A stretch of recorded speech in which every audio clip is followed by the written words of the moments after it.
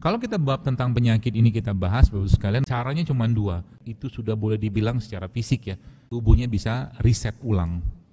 Itu caranya. Termasuk juga kalau Anda mulai rutin aja minum itu, dengkul makin enak, mata makin makin bagus.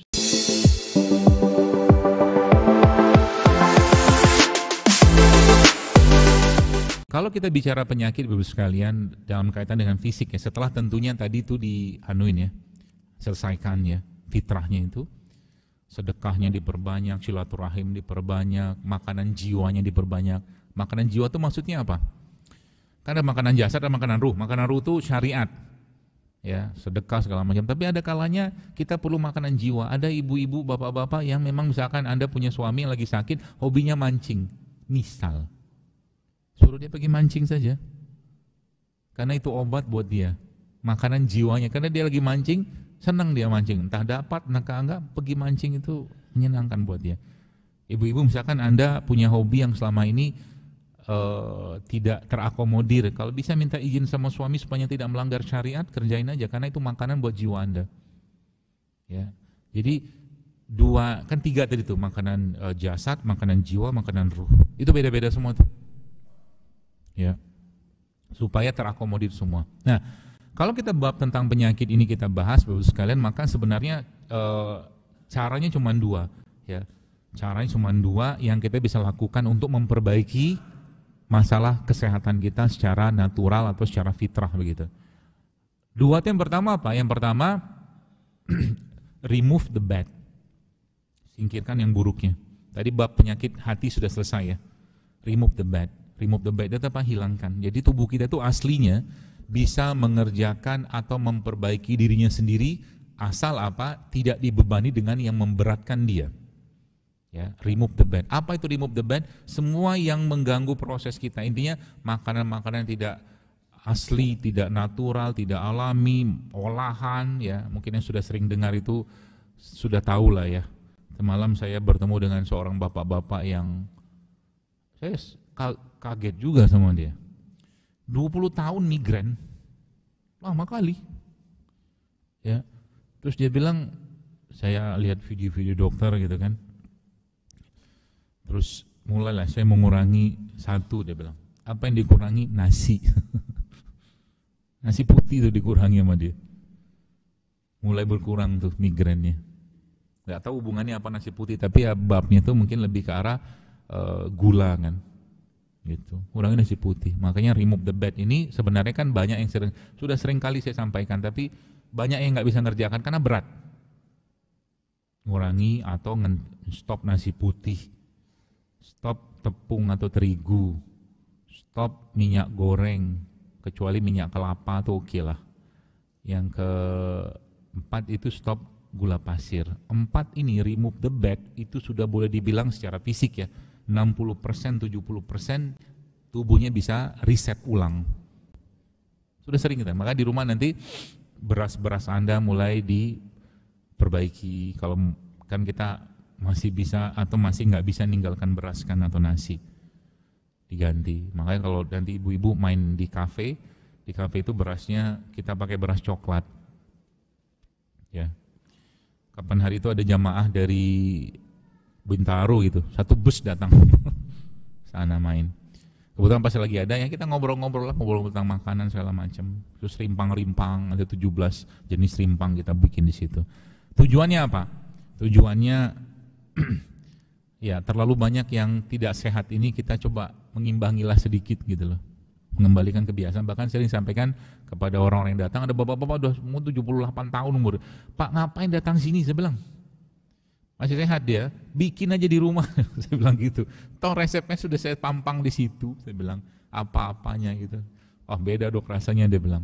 Datang sini gitu kan. Seperti itulah. Remove the bad. Ya. Olahan semua stop. Ya. Jadi kalau bisa mulai di rumah itu misalkan jatah beli gula pasir itu di stop. Misalkan ganti dengan yang sehat-sehat lah gitu. Atau kalau enggak Anda sudah mulai mengganti dengan substitusi yang lain ya. Contoh misalkan madu atau stevia, tahu stevia? Nah, itu juga bisa tuh. Di luar itu ya. Berarti kalau gula aren gimana? Nggak apa-apa, gula aren, gula kelapa, gula tebu yang masih masih asli lah gitu kan. Itu oke lah sebagai pemanis. Tapi jangan terjebak di situ. Ya. Kita butuh karbohidrat, iya betul karbohidrat. Tapi kalau bisa karbohidrat itu kita dapatkan dari sumber-sumber yang aslinya aja. Gula itu kan buah-buahan gitu kan. Ya seperti jadi nanti bisa jadi Anda minum kopi, kopinya nggak pakai gula. Ya termasuk juga sering saya sampaikan, jangan terkecoh mau sehat tiap hari ngejus buah. Ya, apakah itu sehat? Kalau bandingannya dengan sesuatu yang tidak sehat sih oke, tapi kalau kita bicara naik level, lebih baik buah itu saya sarankan dimakan, jangan di jus. Ya. Karena gulanya akan naik. Buah itu kalau di jus gulanya naik. Kadar gulanya sih. Jadi kalau ibu-ibu bapak sekalian beli jus-jus pinggir jalan itu ke buahnya kan cuma berapa potong, secuil, sisanya air sama gula sama kental manis. 3 bulan rutin kan minum itu, insya Allah kena diabetes itu kemungkinan besar. Rutin ya, tapi sekali-sekali nggak apa-apa lah, senang-senang aja nggak apa-apa. Remove the bad, ya remove the bad ini jadi banyak ya, termasuk makanan-makanan olahan. Ya, saya tuh kadang-kadang kalau beberapa masjid yang pas lagi kajiannya agak rame gitu ya, mungkin kita bikinnya Sabtu Ahad itu, kayak kapan hari di Bandung itu kita bikin bazar sehat. Ternyata ketika diajak berkreasi bisa aja kita tuh. Ya, jadi bazar itu jualan macam-macam itu. Ya. Tapi hari kita kenal ternyata bisa gitu lah seperti itu. Ya, nantilah kapan-kapan kita buat. Ya di daerah Citra Grand ini juga ibu-ibunya juga jago-jago masak. Ya, sehingga nanti ada pasar Madinahnya kita, pasar sehat gitu kan, seperti itu. Remove the bad yang pertama. Kemudian restore the good, itu poinnya. Ya, remove the bad, restore the good. Jadi kan yang jeleknya kita stop, ya racun hatinya di stop, gitu kan. Kemudian apa lagi? Racun emosi semua di stop. Kemudian yang racun, bukan racun sih, tapi yang nggak bagus lah ya. Karena saya bilang racun nanti marah pula orang kan. Tapi gula tuh, gula pasir tuh ya. Ahli-ahli dunia tuh setahu saya lebih suka mengklasifikasikan gula pasir tuh poison loh, racun. Ya, kata mereka begitu. Karena efek yang terjadi ketika orang makan gula pasir secara terus menerus ya, itu buruk sekali kata mereka. Ya, maka mereka lebih suka nyebut itu poison kata mereka gitu kan. Jadi berarti kalau saya bikin sambal gimana dok? Pakai kurma aja gulanya. Cabai rawit, bawang putih, kasih garam, kurma dibuang bijinya, diulek, udah enak banget. Judulnya sambal kurma. Gitu. Bikin aja di rumah, ya. Nasi juga, dok, saya belum bisa. Jadi akhirnya kita mulai muter otak gitu ya, muter mikir gitu kan. Emang harusnya begitu. Saya nggak bisa ninggalin nasi, nggak apa-apa. Tapi nasi Anda atau nasi kita tuh kalau bisa jangan menyebabkan gula darah kita naik habis makan. Caranya gimana? Banyak caranya. Nasinya Anda kasih biji-bijian. Udah banyak lah itu, udah tahu lah itu mereknya apa, nggak usah saya sebut. Ya.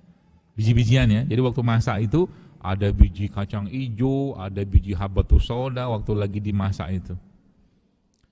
Atau kalau enggak nasinya Anda kasih VCO, campurkan supaya gula darahnya enggak naik. Ada juga cara yang lain, cuman enggak enak. Katanya nasi itu kalau dimasukin kulkas gula darahnya itu, cuman enggak lazim di kita. Ya.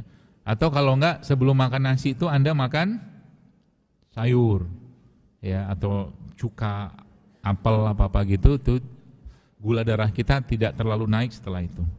Itu caranya. Jadi mulai mulai berkreativitas gitu loh.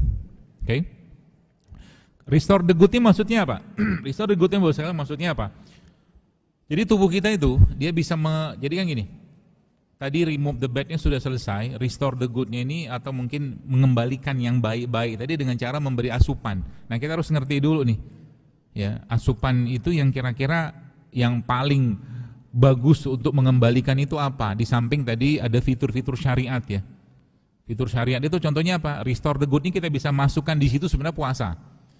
Puasa itu akan mengembalikan sistem tubuh kita. Ya, kalau lah nggak puasa gimana? Perbanyaklah jangan terlalu sering makan. Makannya kalau perlu aja. Itu juga bagus. Ya, nah itu salah satu contohnya. Kemudian apa lagi sekalian restore the good ini? Tubuh manusia nih kita nih. Ya, bahan baku dasarnya kita ini kan asam amino. Jadi kita ini ya manusia ini kan dibikin hanya dari 4 jenis asam amino kan. Makanya kalau masih ingat zaman lu SMA kita belajar A, T, G, S itu loh. Adenin, tirosin, guanin, sitosin itu lah. Tubuh kita itu kan di sini itu doang sebenarnya. Nah makanya Allah Subhanahu Wa Taala menciptakan berbagai macam asupan asam-asam amino. Saya lupa tuh esensial apa non esensial. Pokoknya dari luar tubuh kita itu. Ya. Nah itu salah satu yang terbaik yang kita bisa asup itu di sumber-sumber yang khususnya disebutkan dalam Al-Quran. Misalkan kurma, madu, itu restore the good tuh. Atau kalau yang versi lokalnya kita air kelapa. Air kelapa itu kalau Bapak Ibu baca, ya itu asam aminonya kan kuat sekali, bagus sekali ya. Apalagi kalau Anda nanti mau lagi badan gak ada tenaga, ini resep biar badannya kuat. Air kelapa itu, mau tua, mau muda, asal jangan dibakar aja. Air kelapa Anda masukkan madu ke sana, aduk-aduklah sebentar, lalu nanti setelah minum air kelapa itu Anda makan telur ayam kampung. Diapain telurnya? Terserah, mau dikukus di setengah matang boleh, apa boleh gitu-gitulah. Ya, itu akan ngasih power karena bakteri dalam air kelapa itu dia suka sekali dengan albumin, ya protein. Jadi ketemu tuh dia. Ya nanti kalau lagi badan nggak enak, ya tapi ini air kelapa benar-benar air kelapa ya, bukan air kelapa kemasan ya. Kalau ngomong sama saya nggak masuk bab kemasan. Kemasannya manusia nggak masuk. Ngomong air kelapa belinya ke minimarket, nggak itu. Air kelapa beneran. Ya mau kelapa muda, mau kelapa tua, mana aja. Itu restore the good. Ya, ada kurma, termasuk juga udah lama banget tuh saya bikin itu. Itu sangat baik dalam memberikan energi. Jadi air kelapa Anda ambil airnya, lalu Anda blender dengan kurma. Ya, itu cepet banget tuh ngasih power ke badan. Ya, kasih garam sedikit. Kurmanya nggak banyak-banyak ya. Ya paling 2 atau 3 lah biar dapat manisnya sedikit.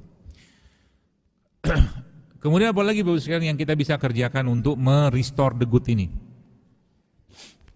Tadi kan ada madu, ada kurma, ada air kelapa, beberapa lagi tuh kayak habatus sauda tuh restore lah. Cuman yang kalau bahasa kita lebih gampang itu perbanyaklah asupan serat. Serat. Ya entah sayur, rumput laut, ya lidah buaya, pokoknya serat aja. Ya. Sebenarnya kurma tuh ada serat juga. Ya. Nah buah-buahan itu kan semuanya tinggi serat, tapi sebenarnya dia nggak terlalu banyak, ya nggak terlalu isinya itu bukan serat doang, ya. Termasuk di sini enzim, ya enzim itu perlu Anda nanti asup tuh karena restore the good itu salah satu atau banyak mineral dan atau enzim untuk tubuh kita tuh sangat penting dalam metabolisme tubuh kita, enzim. Contohnya paling gampang dapat enzim dari mana? Buah-buahan kan, tapi buah-buahan itu sebenarnya aslinya kayak apa ya? Kayak stroberi itu. Kalau Bapak Ibu makan stroberi, kalau bisa daunnya jangan dibuang. Ada daunnya itu yang hijau-hijau tuh, makan sak-sak stroberinya, nggak pahit kok. Ya, stroberinya asam kan. Kalau ada yang manis juga bagus. Apalagi tuh kiwi itu. Kiwi itu aslinya dia punya kulitnya itu banyak kandungan antioksidan itu. Ya, tapi nggak boleh sering-sering karena gatal kan. Kiwi. Berarti dokter menyarankan kami makan kulit nanas. Gua enggak. Udah mulai mikir buruk sangka nih. Dokter menyarankan kami makan kulit durian. Yang bener aja, enggak lah. Pilih-pilih juga lah. Tapi nanas itu, ya, nanas itu bos sekalian salah satu asupan enzim terbaik, terutama bonggolnya. Bonggol tengahnya itu tinggi sekali kandungan enzimnya. Ya, jadi kalau lagi nggak ada tenaga, nih. Jadi kalau nggak ada tenaga tuh nanti Anda sudah mulai paham makannya apa. Contoh nih ya, saya butuh asam amino, saya butuh gula, saya butuh enzim. Contohnya, Anda tuh minum air kelapa, makan telur, makan bonggol nanas, makan kurma, udah jos. Bukan makan kerupuk.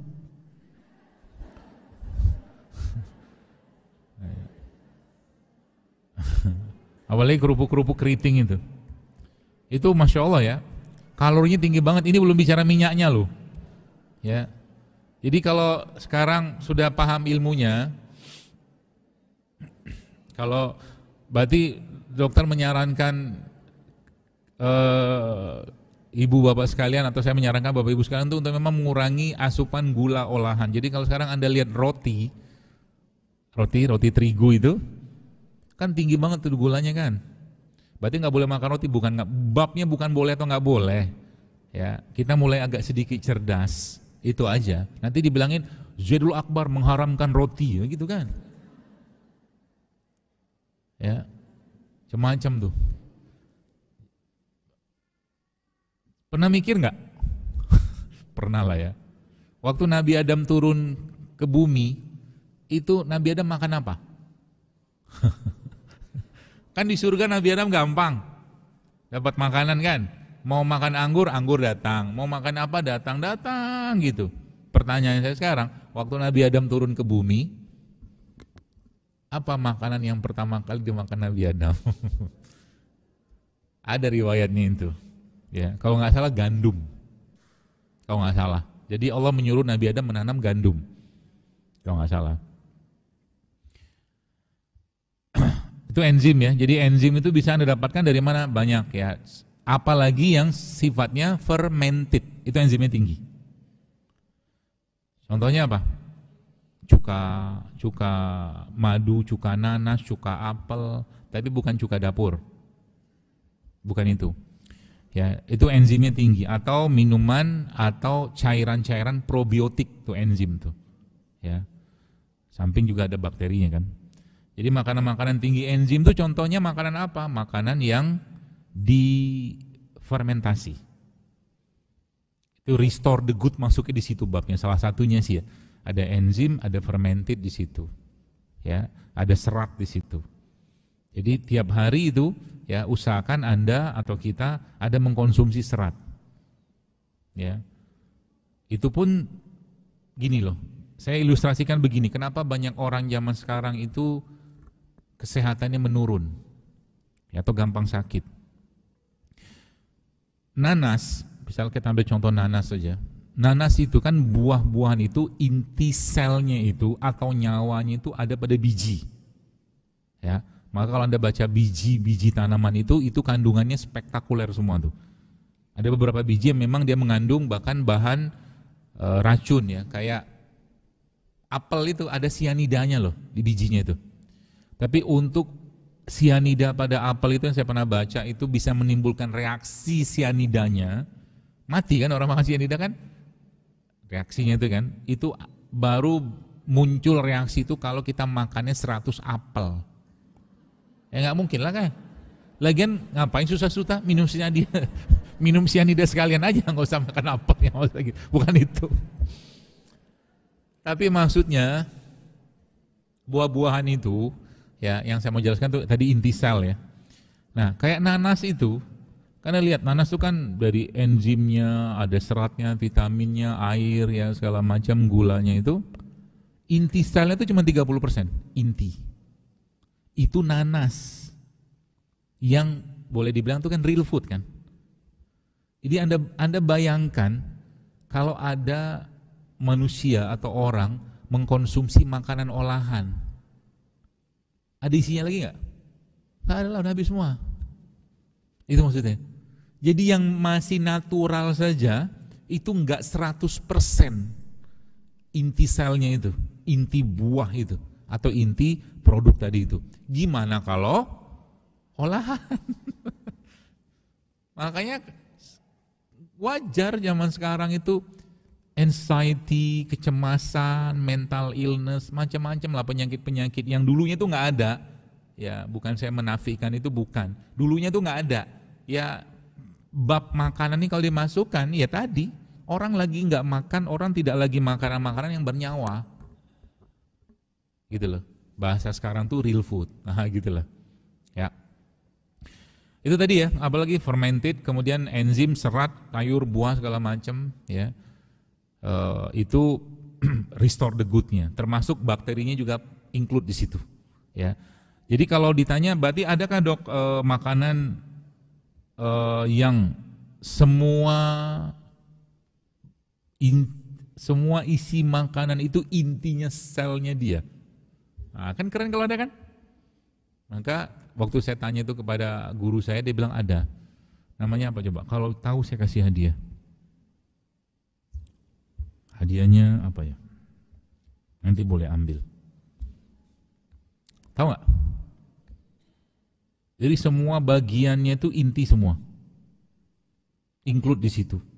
Kata dia, saya percaya aja karena guru kan. Tapi benar juga sih. Ternyata itu adalah kurma. Jadi kurma itu semua bagiannya inti, termasuk biji-bijinya itu intinya dia. Jadi kalau Anda bisa minum seduhan biji kurma itu bagus tuh. Sudah pernah saya posting kalau nggak salah cara bikinnya itu, nanti coba dibikin tuh. Jadi sayang biji kurma itu dibuang, ya. Padahal dia antioksidan, serat, vitamin, asam amino, biji kurma tuh tinggi sekali. Jadi minum seduhan biji kurma. Kalau saya sebut kopi kan jadi aneh kan. Kopi biji kurma, kopi itu tanaman sendiri, jadi seduhan biji kurma gitu kan, supaya gampang. Minum seduhan biji kurma yang sudah jadi bentuk bubuk gitu, kasih madu misalkan, makan kurma, minum air kelapa, asik banget tuh. Gampang ya, gampang. Restore the good. Restore the good. Jadi intinya apa? Berarti kita nggak boleh nyampah dok? Wah, nggak apa-apa. Cheating lah sekali-sekali. Ya, supaya damai hidupnya. Karena kalau kadang-kadang perlu cheating kita. Karena jujurly, bercanda. Sekarang lagi ada, gitulah. Kita butuh juga kayak begitu Tuhan.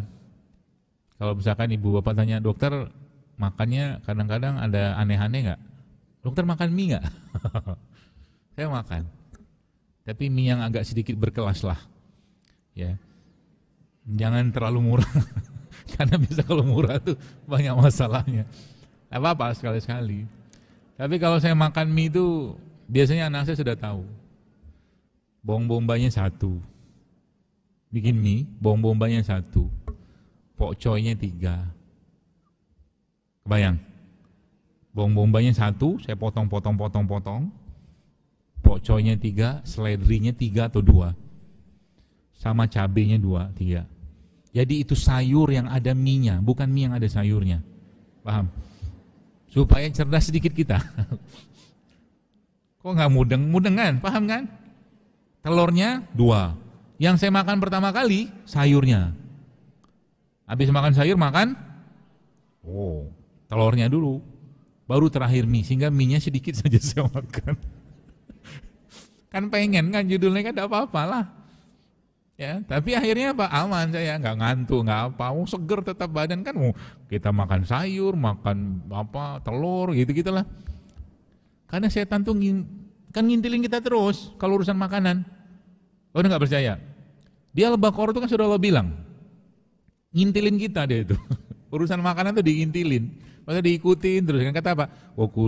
Wakulu mimma fil ardi halan toiban. Katakan kata Allah perintahkan makanan yang halal, makanan yang baik. Tapi kalimat setelahnya apa? Wala tattabi'u khutuwati syaiton. Jangan ikuti langkah setan. Ada urusan apa halal tauhid sama makanan sama setan? Makanya ulama menyebutkan dalam urusan makanan itu setan emang bercokol di situ. Ya, jadi hati-hati. Jangan dikecohkan terus sama dia. Apalagi apa tuh namanya?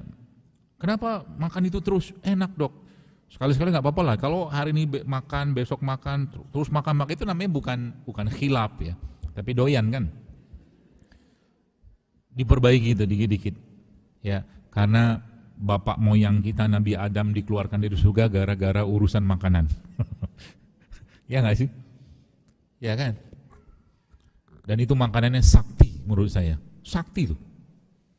Kok dokter bilang sakti? Oh sakti. Kalau Anda baca di Quran itu, habis makan buah itu, apa yang terjadi pada Nabi Adam? Apa yang terjadi? Terbuka aurat. Kan sakti itu makanan. Habis makan kebuka aurat.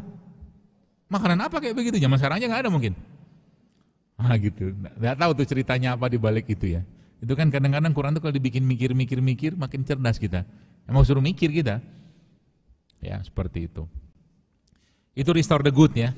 Serat, sayur, segala macam. Nah, apalagi kita bisa lakukan restore the good ini, vitamin, mineral ya. Saya kira mungkin semua sudah paham. Cuman kalau saya biasa andalan saya itu saya dapatkan itu dari rimpang-rimpangan. Rimpang ya. Jahe, kunyit, serai ya, lengkuas, apalagi itu. Cengkeh, kayu manis, pala, itu mereka ini sebenarnya kalau boleh saya katakan kalau Anda mulai rutin aja minum itu, pelan-pelan, apalagi dengan yang tadi sampaikan tadi, dengan konsep itu, lihat aja sendiri. Idealnya 3 bulan. 3 bulan. Dengkul makin enak, mata makin makin bagus, termasuk juga sebenarnya memandang matahari itu, memandang cahaya itu bagus. Ya, manfaat dari memandang cahaya itu banyak sekali, Bos sekalian. Mata kita dapat cahaya itu, ya. Tapi manfaat itu tidak akan ada atau tidak bisa kita dapatkan kalau kita pakai kacamata hitam. Jadi, makanya kalau ada cahaya begini, pandangin langit. Tatap langit itu bukan mataharinya ya. Tatap langit, tatap cahayanya itu supaya dia dapatkan itu. Atau mungkin kalau Anda di rumah, pakai baju rumah, mungkin ibu-ibu, biarkan tubuh Anda terpapar cahaya itu. Karena tadi kalau ibu tadi sebutkan tentang autofagi, cahaya matahari itu juga punya efek untuk memicu atau menstimulus autofagi. Canggih loh buatan Allah, ciptaan Allah itu. Ya.